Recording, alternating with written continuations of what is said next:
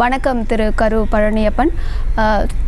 தேமுதிக தலைவர் கேப்டன் விஜயகாந்த் காலமானார். இந்த துயர நேரத்தில் அவரோடு நீங்கள் பயணித்த அந்த நினைவுகளை பகிர்ந்து கொள்ளலாம். முதலில் அவருடைய குடும்பத்தாருக்கும் அவருடைய ரசிகர்களுக்கும் கிட்டத்தட்ட கடந்த ஒரு வருட காலமாக கொண்டு இருந்தவர் இன்னைக்கு வந்து காலமான காலையில அதிர்ச்சியாக இருந்தாலும் கூட ஒரு வகையில் பார்த்தா வந்து மிக உடல் அளவில் மிக சிரமத்தை சந்தித்துக் கொண்டிருந்த விஜயகாந்த். அவரோட வந்து திரைப்பயணம்ங்கிறது இல்லைன்னா கூட அவர் பயணப்பட்ட பொழுது சொல்ல போனா அவர் திரைப்பயணத்திலிருந்து அரசியலுக்கு மாறிய பிறகு திரைத்துறையில வந்து அவரை பற்றி கேட்ட விஷயங்கள் இருக்குல்ல, அது வந்து எப்பொழுதும் ஆச்சரியப்படத்தக்க செய்திகளாக தான் இருக்கு.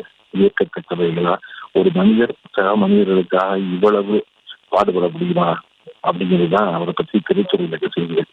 அது ரொம்ப முக்கியமான ஒரு விஷயம் நினைக்கிறது. நான் வந்து ஒன்று வந்து தமிழ் திரையுலகமே ரெண்டு பிளவுகளாக இருந்த திரைப்பட தொழிலாளர் ஒரு பக்கமும் மறுபக்கம் இயக்குநர்கள் எல்லாம் பிரிந்திருந்த பொழுது நடிகர்கள் ஏதாவது ஒரு பெரிய சாய்க்கு எந்த இடத்த இருக்கு நடிக்கிறதுன்னு அப்ப ரொம்ப நடிகர் சங்கத்தின் தலைவராக இருந்த விஜயகாந்த் அவர்கள் தான் இயக்குநர்கள் சார்பாக முதல் குரல் கொடுத்து இயக்குநர்கள் மரியாதை ரொம்ப முக்கியம், இயக்குநர்கள் இல்லாட்டி தான் வந்து தமிழ் சினிமா இல்லைன்னு சொல்லி அதை இந்திய சம்மேளனத்தோட பேச்சுவார்த்தை நடத்தி இது தரப்புக்கு வந்து சமரச வரணும்னு நினைச்ச வகையில வந்து அவருக்கு பெரிய பங்காற்றினாரு அன்றைய திரைத்துறை பிளவுல.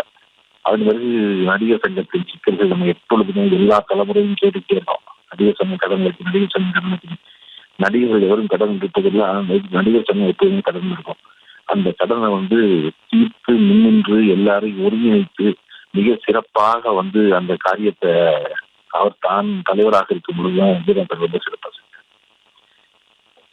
திரைத்துறையிலிருந்து அரசியலுக்கு வந்தவர்களுக்கு முதல்ல பாத்தீங்கன்னா இன்னைக்கு எம்ஜிஆருக்கு பிறகு அந்த காலகட்டத்தில் நிறைய பேர் திரைத்துறைக்கு வந்து அரசியலுக்கு வருவதற்கு ஆர்வம் தான். அதன் பிறகு ஒரு பெரிய இடைவெளி இருந்துச்சு, வேற யாரும் எம்ஜிஆர் முடியாது. ஆனா இந்த தலைமுறை நடிகர்களுக்கு மீண்டும் அரசியல் ஆசையை ஊட்டினது விஜயகாந்த் அவர்களுடைய அரசியல் வெற்றி தான்.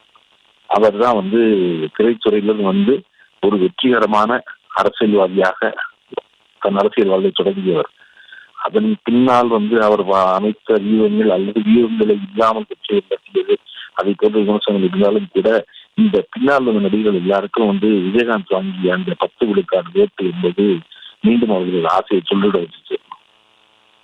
அரசியல் பொறுத்தளவுல அது வந்து அவர் செஞ்ச ஒரு முக்கியமான காரியம் நினைக்கிறேன். பின்னாடி விஜயகாந்தின் அரசியல் வீழ்ச்சியை இவர்கள் கட்சி தொடர்ந்ததற்கு பெரிய தயக்கத்தை ஏற்படுத்தி வச்சு மற்ற நடிகர்களுக்கு.